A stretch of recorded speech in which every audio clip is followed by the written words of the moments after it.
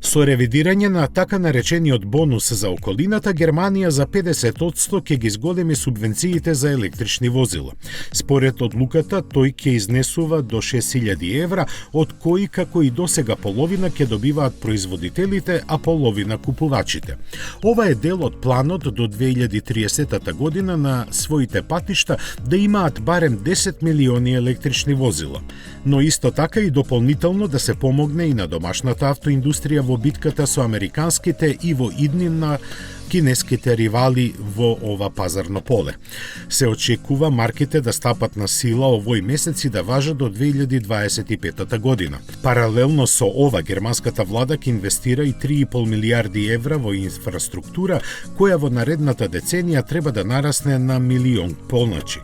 Случајно или не, ова се поклопува со почетокот на производството на Volkswagen ID3, кој ќе биде еден од најсилните адути.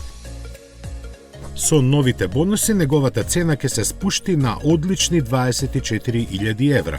Затоа и не чуди што веќе идната година Volkswagen сака да произведе 100.000, а наредната 2021 дури 330.000 електрични возила.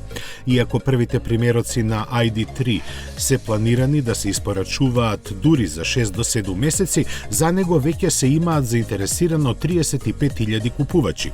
Што значи ова, најдобро зборуваат бројките за продажбата во Германија, која досега годинава достигна 53.000 нови електрични возила.